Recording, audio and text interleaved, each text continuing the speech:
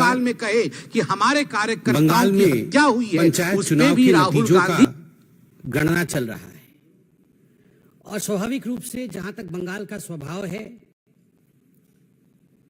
हम जानते हैं कि कहा जाता था कि what Bengal thinks today India thinks tomorrow. जिस भूमि से कभी वंदे मातरम के शब्द उपजे थे, आज बड़े दुख के साथ कहना पड़ रहा है कि आज उसी भूमि में थैंक्स टू टीएमसी जिस प्रकार की हिंसा हो रही है वो अपने आप में अप्रत्याशित है। इससे पहले कभी इस प्रकार की हिंसा न हमने कभी देखा था, न किसी चुनाव में सुना था। चुनाव और हिंसा आज बंगाल में पर्यायवाची शब्द बने हुए हैं और बंगाल में ये कोई पहली बार हो रहा हो ऐसा विषय भी नहीं है। इस बार के पंचायत के चुनाव जो कि अभी 8 जुलाई को संपन्न हुए, आज काउंटिंग चल रहा है। आज अखबारों में हर जगह यह खबर छपी है कि लगभग 45 लोग आज तक, जब से नॉमिनेशन आरंभ हुआ है और काउंटिंग अभी चल रहा है, लगभग 45 लोगों की हत्या की जा चुकी है। 45 people have died as of today as far as the panchayat elections of 2023 in West Bengal is concerned. आप याद करिए, इससे पहले के असेंबली चुनाव 2021 में लगभग 52 लोगों की, 52 लोगों की हत्या हुई थी। 52 people had died in the assembly elections during Bengal. 2018 के पंचायत के चुनाव में 23 लोगों की हत्या हुई थी, चुनावी हत्या। और उससे पहले 2013 के बंगाल के पंचायत के चुनाव में 15 लोगों की हत्या हुई थी। 2013 में 15 लोग, 2018 में 23 लोग और 2023 जो वर्तमान का पंचायत चुनाव चल रहा है उसमें 45 लोगों की हत्या। उत्तरोत्तर दिन प्रतिदिन लोकतंत्र किस प्रकार दम तोड़ रहा है बंगाल में, यह आपके सामने पेश है, संख्यावत पेश है।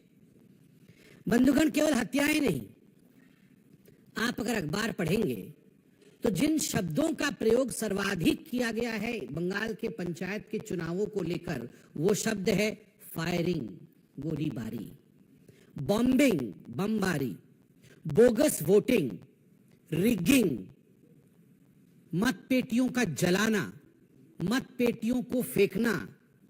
कोई तालाब में फेंक रहा है मतपेटियों को, तो कोई वोट रिगिंग करके किस प्रकार से जीता जा सकता है, टीएमसी उस प्रयत्न में, उस यत्न में लगी है। जिस डेमोक्रेसी में, जिस लोकतंत्र में फायरिंग, बॉम्बिंग, हत्या, रिगिंग ऐसे शब्दों का प्रयोग होता है, उस लोकतंत्र का क्या वजूद है, आप जरा सोच के देखिए। बंधुगण, आप सभी जानते हैं कि जहां तक भारतीय जनता पार्टी का सवाल है, हमने लगभग 6000 पोलिंग बूथों पे रीपोलिंग का डिमांड किया था। इस कदर एक बायसनेस के साथ ये पोलिंग हुई है। आप सबने सुना था सुप्रीम कोर्ट और हाई कोर्ट ने क्या कहा था। सुप्रीम कोर्ट ने ताकीद किया था राज्य सरकार को कि आप सही तरीके से तटस्थ होकर केंद्रीय बल के साथ, सेंट्रल फोर्सेस के साथ चुनाव कराइए। सेंट्रल फोर्सेस तो गई, मगर डिप्लॉयमेंट जो सेंट्रल फोर्सेस के हुए उनका ठीक तरह से डिप्लॉयमेंट राज्य की सरकार ने नहीं किया। जो सेंसिटिव बूथ होती है उनकी संख्या छुपाई गई, सेंसिटिव बूथ का डाटा दिया नहीं गया। सेंट्रल फोर्सेस के होने के बावजूद 45 लोगों की हत्या, यह दिखाता है कि राज्य सरकार किस प्रकार से एक प्रायोजित रूप से इन हत्याओं को अंजाम दे रही थी। यह एक स्टेट स्पॉन्सर्ड मर्डर है। ये जितने लोग मारे गए हैं यह प्रायोजित है। This is not accidental, this is state sponsored murder of democracy in West Bengal. और केवल राजनीतिक पार्टी ही स्पॉन्सर कर रही है ऐसा नहीं है। इंस्टीट्यूशनलाइजेशन, संस्थागत मर्डर है, अर्थात इसमें पुलिस प्रशासन से लेकर जो डिस्ट्रिक्ट अधिकारी होते हैं और जो प्रशासनिक अधिकारी होते हैं वह सब सम्मिलित हैं। एक तरह से सबके मिली भगत से ये स्टेट स्पॉन्सर्ड इंस्टीट्यूशनलाइज्ड मर्डर आज वेस्ट बंगाल में हो रहा है। आप सोच के देखिए, 21वीं शताब्दी में भारतवर्ष बैठा हुआ है। मैं भी सोशल मीडिया में हूं, आप भी सोशल मीडिया में हैं। आजकल कुछ छुपता नहीं। जब हम सोशल मीडिया और फेसबुक में देखते हैं एक के ऊपर एक लद करके डेड बॉडियों को ट्रक से या बस से उतारा जा रहा है और स्ट्रेचर्स में डाला जा रहा है, किसी के हाथ मुड़े हुए हैं, किसी के पांव मुड़े हुए हैं, और ये किसी एक्सीडेंट का सीन नहीं, ये कोई दुर्घटना का दृश्य नहीं, ये मर्डर है, ब्लेटेंट मर्डर। दिन दहाड़े हत्या की गई है केवल इसलिए क्योंकि आप टीएमसी को वोट नहीं कर रहे। और ये कोई केवल भारतीय जनता पार्टी के कार्यकर्ताओं का मर्डर नहीं है, इसमें कांग्रेसी भी हैं, इसमें कम्युनिस्ट पार्टी के लोग भी हैं, इसमें बाकी पार्टी के लोग भी हैं। ऐसे लोग भी हैं जिनका राजनीति से कोई लेना देना नहीं है, वो केवल वोटिंग करने जा रहे हैं। ऐसे लोगों की हत्या हुई है। जब इस प्रकार का दृश्य सोशल मीडिया और फेसबुक में हम देखते हैं तो मैं कई बार सोचता हूं कि अगर यही दृश्य कोई भाजपा शासित राज्य से आ रहा होता तो हाहाकार मच गया होता। ये सारे नेता, ये जो हाथ पकड़ पकड़ के कभी बेंगलुरु में खड़े होते हैं तो कभी किसी और राज्य में खड़े होते हैं, महागठबंधन का दृश्य दिखाते हैं। कहां है वे सारे नेता? कहां है लालू प्रसाद यादव? कहां है नीतीश जी? कहां है वो मोहब्बत की दुकान खोलने वाले राहुल गांधी? कहां है ये सारे महागठबंधन के नेता? एक के मुंह से एक शब्द नहीं निकला है, एक शब्द नहीं निकला है। राहुल जी कहां है आपका? आपकी मोहब्बत की दुकान का कोई जिक्र नहीं है। आप तो पूरे हिंदुस्तान में मोहब्बत की दुकान खोलना चाहते थे। मैं बताता हूं राहुल जी, आप आज मोहब्बत की दुकान के विषय में बात इसलिए नहीं कर रहे हैं क्योंकि आपके आकांक्षाओं का मेगा मॉल खुला हुआ है। The mega mall of your ambition. You want to become the ruler of this country by hook और बाय क्रुक। कैसे भी मैं सत्तासीन हो जाऊं, मैं सत्तारूढ़ हो जाऊं, और अगर हमारे लोग हत्या कर भी रहे हैं तो कोई बात नहीं है, वहां मोहब्बत की दुकान की आवश्यकता नहीं है।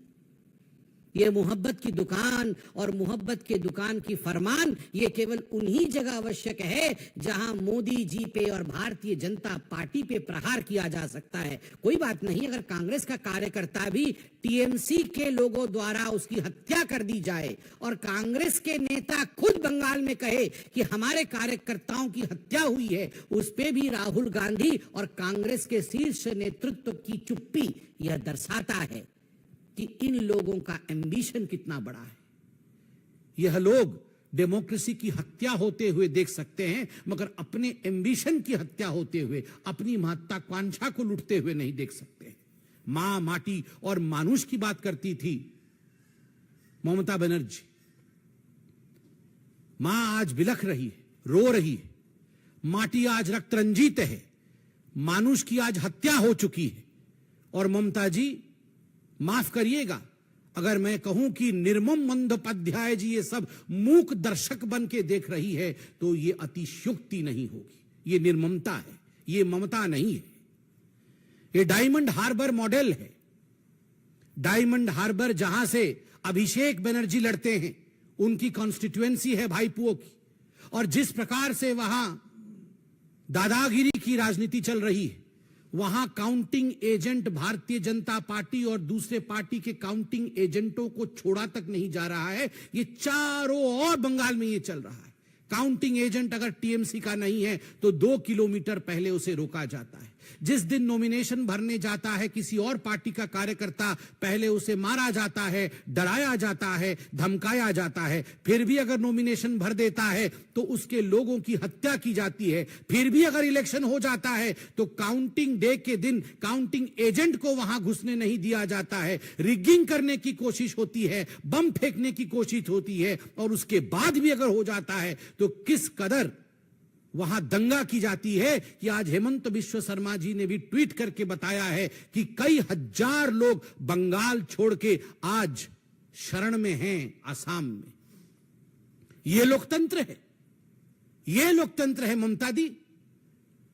ममता जी, आपको उत्तर देना होगा, क्या यह लोकतंत्र है कि एक राज्य के लोग चुनावी गणना के दिन राज्य छोड़ करके दूसरे राज्य में वो शरण लेते हैं? और यह पहली बार नहीं हो रहा है, असेंबली के चुनाव में भी ठीक इसी प्रकार हुआ था। বাংলার গণতন্ত্র রক্ত স্নাত, এখানে ভোট হলে মানুষের প্রাণ চলে যায়, এখানে নিয়ম কানুনের কোনো বলয় নেই। মুখ্যমন্ত্রী নির্মম বন্দ্যোপাধ্যায় ও তার পরিষদদার সরকারি আইনকে ক্ষমতা টিকে থাকার মেশিনারি বানাইছেন। আমি এই ব্যবস্থার তীব্র নিন্দা করি। भारतीय जनता पार्टी इस पूरे व्यवस्था की, जिस प्रकार से हिंसा हो रही है, जिस प्रकार से लोकतंत्र की हत्या हो रही है, उसकी तीव्र निंदा करती है। धन्यवाद। कोई प्रश्न हो तो अवश्य पूछें। सर, मेरा सवाल है कि विधानसभा चुनाव के पहले से लगातार वहां हिंसा जारी है। मेरे हिसाब से कभी हिंसा वहां थमी नहीं। संविधान इस देश में उसके अंदर कुछ व्यवस्था भी है, तो आखिर क्यों केंद्र सरकार किस बात का इंतजार कर रही है? आपने खुद आंकड़ा दिया कि कितने सैकड़ों लोग मारे जा चुके हैं। देखिए, जहां तक भारतीय जनता पार्टी का विषय है, मैं उसका विषय रखता हूं। केंद्र सरकार के विषय में सरकार के प्रवक्ता अपने विषय को अवश्य रखेंगे। भारतीय जनता पार्टी ने एक कमेटी बनाई है, 4 दलीय कमेटी है, और यह कमेटी वहां पर हिंसा को पढ़ने, उसके विषय में जानने के लिए, उसके विषय को स्थापित करने के लिए गई है। केंद्र सरकार भी, हमने देखा है न्यूज के माध्यम से, गृह मंत्रालय ने रिपोर्ट भी मांगी है। तो स्वाभाविक रूप से इन सब विषयों का आंकलन करने के बाद जो भी उचित कदम होगा सरकार व पार्टी उठाएगी। कोर्ट में भी विषय गया हुआ है, इसके विषय में भी आप जानते हैं।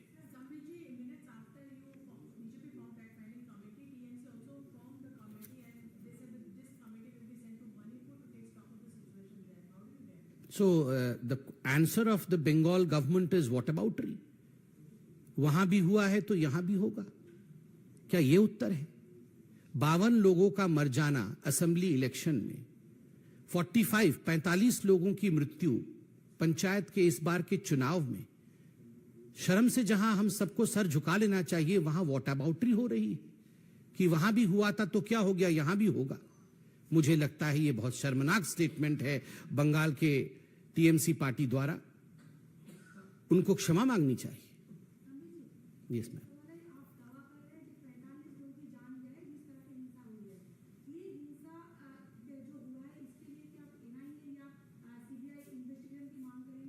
देखिए, मैं दावा नहीं कर रहा हूं कि 45 लोगों की हत्या हुई है। आज सारे अखबारों में 42+3 ये संख्या छपी है, और मैं मीडिया पे संपूर्ण विश्वास करता हूं कि जिस दिन से चुनाव घोषित हुए हैं आज तक 45 लोगों की जान गई है। मीडिया ने बहुत ही जिम्मेदारी के साथ छापा होगा, आंकड़ों के साथ छापा होगा।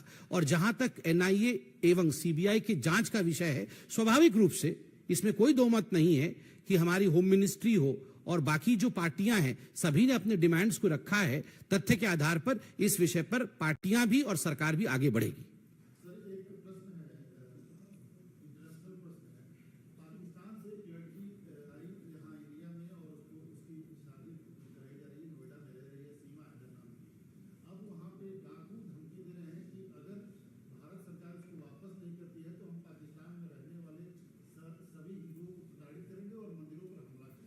देखिए, मैंने इस न्यूज में इससे अनभिज्ञ हूं अभी। मुझे लगता है पूरी जानकारी के बाद ही मुझे इस पे कमेंट करना चाहिए।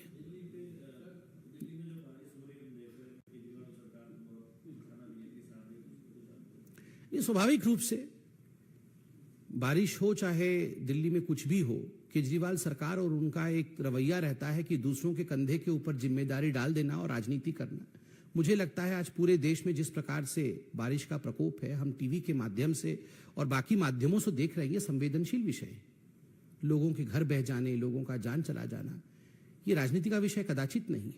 सभी सरकारें, चाहे किसी भी पार्टी की हो, एकजुट होकर इस पर काम करना चाहिए। जिस प्रकार की ओछी राजनीति मैं देख रहा हूं, ट्विटर के माध्यम से भी कुछ लोग दोषारोपण करने का काम दिल्ली में बैठ के कर रहे हैं। मुझे लगता है कि जब चुनाव लड़ते हैं और कहते हैं कि जिम्मेदारी मेरी है, जब एडवर्टाइजमेंट पे करोड़ों खर्च करते हैं, तो जिम्मेदारी लेने पर भी तनिक सी जमीर खर्च करनी चाहिए। थोड़ा सा करोड़ों खर्च जब एडवर्टाइजमेंट में है तो थोड़ा सा